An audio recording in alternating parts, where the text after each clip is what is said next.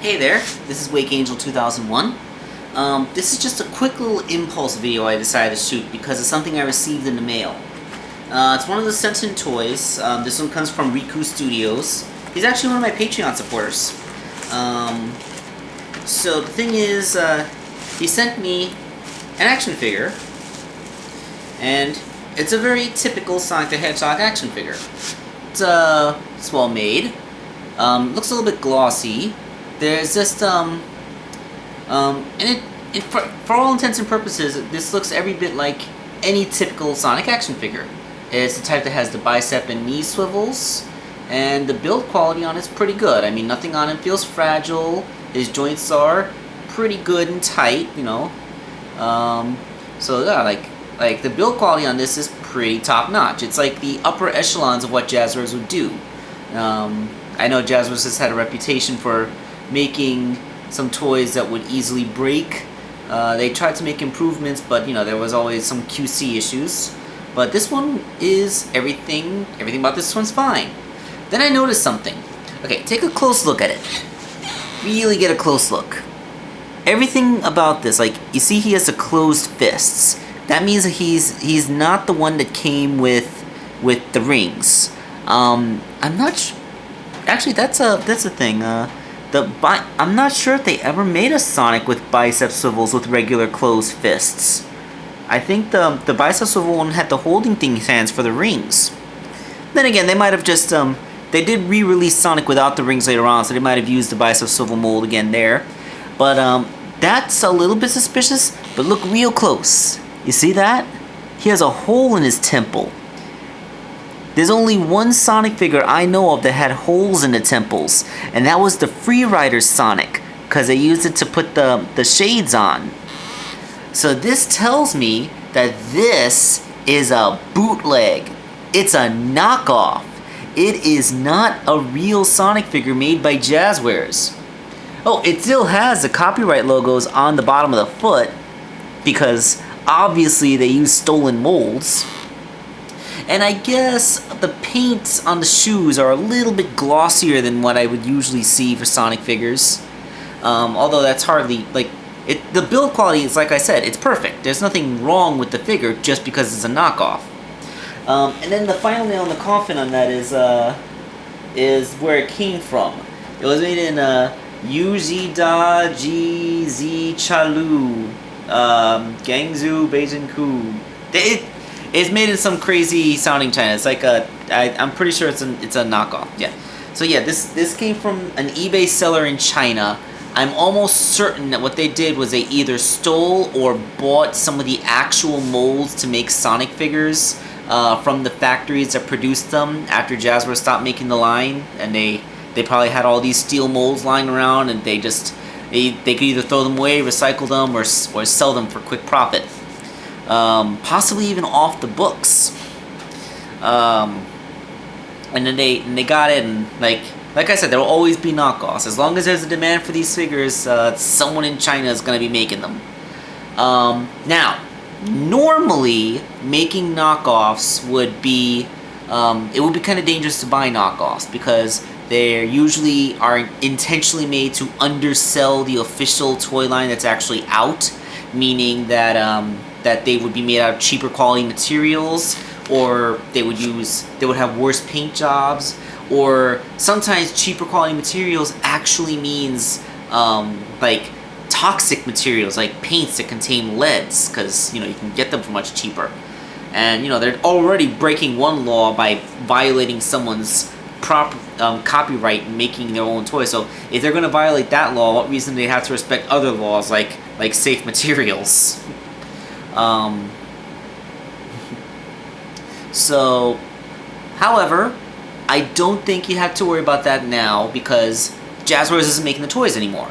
These bootleggers have no competition from an official source. Therefore, they don't have to worry about underselling a cheaper retail thing. I think I'm sitting too close to the camera. My nose looks huge. You don't have to worry about. They don't have to worry about cutting costs to undersell the official guys, because they don't there is no official guys. So that means that they're willing to put in a little more to make a top quality item. Which, okay, it's good. It's not like I'm gonna put this thing in my mouth, because there is always the specter that there might be less quality paint. I know, it really is a good paint job. The only thing I can really say is that if you look real close at his pupils, they're kind of applied crooked. They don't line up with the iris perfectly. Although that's such a minor detail at this scale. And I guess the white stripes on his shoes are a little bit muddy looking. Not a big deal. You know, this isn't the first time I got a Chinese knockoff Sonic figure that was as good as anything else. Behold, my Resource E123 Omega. I never even saw this when it had its official release in Toys R Us in like 1999. I was always upset. Occasionally I'd see like some of my college friends, they had this on display in their room, and I was so envious. I went looking on eBay, and I found one on eBay for about retail price. It was $12, and it was in perfect shape.